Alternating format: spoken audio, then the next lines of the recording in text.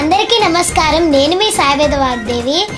నేసయ్య ఏసయ్య అనే పాట రెడ్డి తాతయ్య గారు రాశారు, నేను పాడాను. స్పెషల్లీ ఈ పాట సండే స్కూల్ పిల్లల కోసం పాడడం జరిగింది. ఆ పాటను విని మీరు ఆదరించి బ్లెస్ చేస్తారని కోరుకుంటున్నాను. Thank you.